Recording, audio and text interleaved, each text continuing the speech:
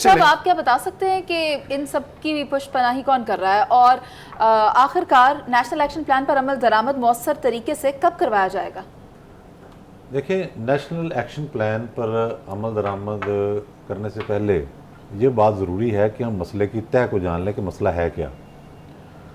मसला ये है कि हमारे पड़ोस में कोई भी मुल्क हो, हमारे वहाँ जितने भी मफादात हों, हमने उसको इंडिपेंडेंट स्टेट के तौर पर डील करना है। ये है लड़ाई की बुनियाद।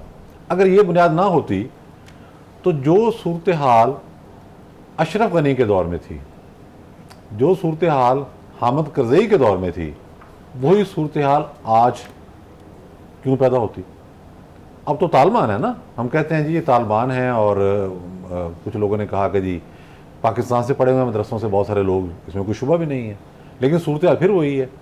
आज भी अगर काबुल में कोई मुजाहरा होता है तो पाकिस्तानी सफारतखाने का घेराव कर लिया जाता है। इसका मतलब क्या है कि वहाँ के लोग ये इस बात पर कम से कम मुत्तफिक हैं कि पाकिस्तान से मुदाखलत हो रही है। बेशक ये गलत बात हो, लेकिन उनमें ये बात फैला दी गई है। ये है बुनियादी मामला पहला। दूसरी चीज़ ये है कि बहुत देर से जंग जारी है, 79 से। इस जंग के अंदर अफगानिस्तान के अंदर बेताशा कैजुअलिटीज़ हुई, हमारी अपनी बहुत हुई। जो हम जिक्र करते हैं वार अगेंस्ट टेरर का, वो ये अफगानिस्तान के वाले से है ना जी।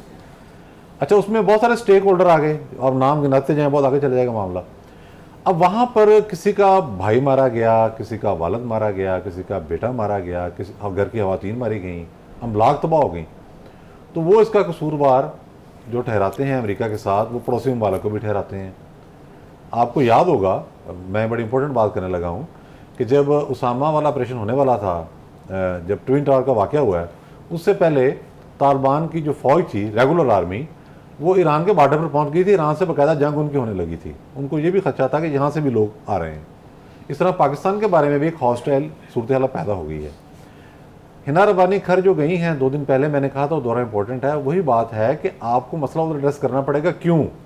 जब वो हालत जंग में थे तो जिनको हम आउटलास कहते हैं, जिनको हम दहशतगर्द कहते हैं, जिनको हम तकरीबकार कहते हैं, ये कंधे से कंधा मिलाकर उनके साथ गुरीला वार के अंदर शरीक थे अमरीकी फ़ौज के ख़िलाफ़। अमेरिका के जो ड्रोन हमले हमारे एरियाज़ के अंदर हो रहे थे या वहाँ हो रहे थे, जिसमें पाकिस्तानी तालिबान मारे गए, जिसे हम टीटीपी कहते हैं, वो वही लोग थे जो उनके साथ काम कर रहे थे। मुल्ला फजलुल्लाह वहाँ मारा गया तो वहाँ बैठ के वो पाकिस्तान के ख़िलाफ़ तो काम कर ही रहा था, लेकिन साथ में अफ़गान तालिबान के साथ मिलकर अमरीकी फ़ौज के ख़िलाफ़ भी काम कर रहा था, इसलिए मारा गया ना, वरना क्यों मारा जाता। अब बात यह है कि अफ़गान हुकूमत ने, मैं समझता हूँ, बड़ी अच्छी बात की है। देखिए, क्लैरिटी होनी चाहिए, बजाय इसके कि मुनाफ़कत हो, डिप्लोमेसी हो। तालिबान ने साफ ही कह दिया, जब हुकूमत संभाली उन्होंने, काबुल कैप्चर किया, यूँ कह लें आप, उन्होंने कहा कि देखें, टीटीपी से मामला तो आपको खुद तय करने पड़ेंगे। अगर आप ये समझे कि यहाँ हम क्रैकडाउन शुरू कर देंगे, वो मुमकिन नहीं है। ये वो लोग हैं जो हमारे उस वक्त काम आए जब पूरी दुनिया में हमारी कोई बात नहीं सुन रहा था। अब उनका एक और पहलू कबायली तर्ज अमल है। अब 3 चीज़ें हैं जो इब्न खल्दून ने कही हैं, जो बड़ी अहम हैं, जिसे मद्देनज़र रख के अगली कार्रवाई करना होगी। असबियत एक ही हो तो बहुत काफ़ी होती है। यहाँ 3 असबियतें इकट्ठी हैं, लसानी असबियत, मसल की असबियत है ना आपके सामने, और नस्ली असबियत। ये 3 असबियतें इकट्ठी हैं। इसको आगे रख के आपने चलना है। पेचीदा मसला है, लेकिन हल निकल सकता है इसका। इफ्तिखार साहब, अगर इंतखाबात हो जाते हैं तो आप नून लीग को कितना तैयार देख रहे हैं? मेरे इल्म में नहीं, क्योंकि मैं उनका पार्टी मेंबर नहीं हूँ, और ना ही फौरी तौर पे मेरे पास कोई ऐसी इन्फॉर्मेशन है कि वो कितने तैयार हैं। क्योंकि अभी आखिरी जो उनकी मीटिंग हुई है पार्टी के हवाले से, साल सवा साल हो गया होगा। सो अपडेट मेरे पास नहीं है कोई कि मैं आपको बताऊँ कि वो कितने तैयार हैं, क्योंकि ये सवाल ऐसा ही है जो हवा में किया जाए। क्योंकि पार्टी की तैयारी के बारे में आप सवाल तब कर सकते हैं जब इलेक्शन अनाउंस कर दिए जाएँ और पार्टी टिकट्सों का फैसला होना शुरू हो जाए, लोगों की एक्टिविटी शुरू हो जाए, और पार्टी की मीटिंग शुरू हो जाए, जलसे शुरू हो जाएँ, और फिर जाके सवाल किया जा सकता है कि आप क्या समझते हैं इन हालात में। जबकि इनमें से कुछ भी नहीं हो रहा, तो ये सवाल जो है मैं समझता हूँ बड़ा अजीब सा सवाल है। सर, जब अब से कुछ देर पहले इंतखाबात हुए थे जिसमें आपने देखा कि इमरान खान तकरीबन 15 सीटें जीत गए थे, और नून लीग के पास भी तब चांस था कि वो अपनी सियासी पावर शो करती, जलसे करती, बाहर निकलते, लेकिन वो सब यहाँ पर नहीं थे। उस बात से एटलीस्ट अंदाज़ा तो लगाया जा सकता है। तो क्या आपने कोई अंदाज़ा लगाया कि अब की बार ऐसा होगा कि नहीं? जब आपने कहा कि वो यहाँ पर नहीं थे, आप खुद ही तस्लीम कर रहे हैं कि वो यहाँ पर थे ही नहीं, तो अगर नहीं होंगे तो फिर यही होगा। चलिए ठीक है सर, वो अलग बात है कि आप अपना व्यू पॉइंट शेयर नहीं करना चाहते, दैट्स योर पार्ट। मैं नवीद साहब आपकी राय लेना चाहूँगी इस पर। मुस्लिम लीग नून की जो तैयारी है यकीनी तौर पर वो तो इसी अंदाज में है कि जब मुद्दत पूरी हो जाएगी और IMF से जो मायदा इमरान खान साहब ने अधूरा छोड़ा, बल्कि तोड़ा ब्रेक किया उसको, तो उसके नतीजे में सारा बोझ इनको उठाना पड़ा, तो उसके कोई ना कोई मुस्बत पहलू भी सामने हैं। थोड़ा सा वक्त उनको मिल जाए, ये उनकी कोशिश होगी कि इलेक्शन उस वक्त जाएँ, लेकिन उसकी सबील फौरी तौर पर नज़र नहीं आ रही क्योंकि डैमेज बहुत बड़ा है। मायदा ही बड़ा खौफनाक था जिसमें आपने $6 अरब की उस पूरे का पूरा IMF को पाकिस्तान ही दे दिया, CPEC बंद करके वो उनको पकड़ा दिया सारा मायदा। उसके बाद जो कुछ हुआ वो जाते जाते मायदा तोड़ दिया। बात इससे थोड़ी सी हटके है। बात यह है कि इलेक्शन कब होंगे, कैसे होंगे, हर फ्रीक ये देख रहा है कि उसे कब सहूलत मिलेगी तो वो इलेक्शन की तारीख की जानिब जाएगा। फिर आइन की तशरीह भी उस हवाले से हो जाएगी। इमरान खान का मतलब ये कहना है कि वो गैरानी मुतालबा कर रहे हैं, गैरानी तो नहीं है भाई, ये तो कॉन्स्टिट्यूशन में लिखा हुआ है कि वज़ीर आला असम्बली भेज सकता है और असम्बली तोड़ सकता है, तो या तो आइन को ना माने आप, गैर आइनी बिल्कुल नहीं है। हाँ, आप ये कहें कि बहरान पैदा करने की और कोशिश है और आखिरी कोशिश है, क्योंकि इमरान खान साहब का जो सारा जोर था अब तक, सारे कार्ड वो खेल चुके। आखिरी ये था कि मैं असम्बली से निकल जाऊँगा जब मनपसंद तो कर रही नहीं मिलेगी, वो कार्ड उन्होंने खेल दिया।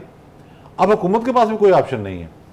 ये सारा बहरान जो है, ये दो इसके अहम मोड़ हैं। ये बहरान उस वक्त पैदा हुआ जब फौज न्यूट्रल हो गई और उन्होंने कहा कि आप तब्दीली ले आएँ, तो काफ लीग ऑन बोर्ड थी, एंड टाइम पर परवेज़ इलाही साहब निकल गए। यही हुआ ना, वरना तो पंजाब के अंदर वो वज़ीर आला थे, वो निकल गए। किसके कहने पर निकले? अब वो छपना शुरू हो गया कि वो जनरल बाजवा थे। हम किसी और को मुर्तज़ाम ठहराते रहे, बाद में पता लगा कि वो बाजवा साहब की अपनी विजन थी। उन्होंने कहा भाई आप इस तरफ चले जाएं। दूसरा मामला ये हो गया कि हुकूमत बार बार आके चैनलों पर बैठ के कह रही थी कि हमें इमरान खान के खिलाफ कोई कार्रवाई नहीं करने दी जा रही। पाकिस्तान की तारीख में पहली मरतबा ऐसे हुआ कि एक हुकूमत जिस पर बेतहाशा मालियाती करप्शन के स्कैंडल हैं, जिसके स्कैंडल एहसास एजेंसियों ने भी पकड़े, दूसरे इदारों ने भी पकड़े, चेयरमैन नैब ने उनके खिलाफ पूरा इंटरव्यू दिया, मुल्क के टॉप कॉलमिस्ट को। उनके खिलाफ फौजदारी मुकदमात भी थे, इखलाकी मुकदमात भी थे। वो उतर रहे हैं तो उनको पकड़ ही कोई नहीं रहा, तो हुकूमत बैठ के रो रही है जी वो हमें तो कोई पकड़ने नहीं दे रहा। अली वज़ीर को छोड़ नहीं सकते और इनको पकड़ नहीं सकते। अभी आपने देख लिया ना जो आज की रिपोर्ट है कि आजमगीर ताड़ का सिपाही बाजवा साहब ने कह के वसूल किया था कि भाई आप इस्तीफा दें, अगर अंदाजा लगाएं। दूसरी तरफ से गालियां पड़ रही हैं। अब बाजवा साहब और उनकी टीम भी नहीं है।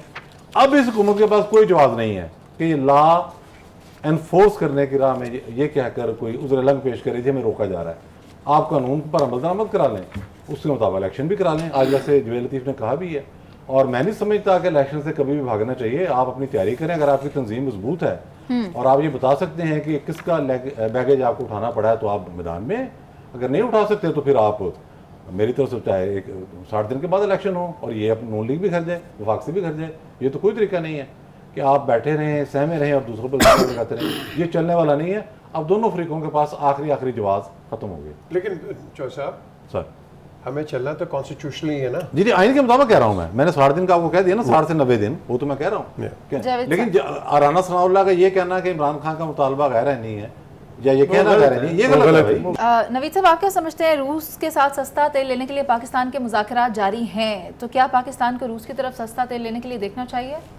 बिल्कुल देखना चाहिए। देखें, जब आप बिजनेस कर रहे हैं और मुख्तलिफ मालिक के साथ दरामदाद बरामदाद का सिलसिला जारी है, तो आपने अपनी सहूलत देखनी है।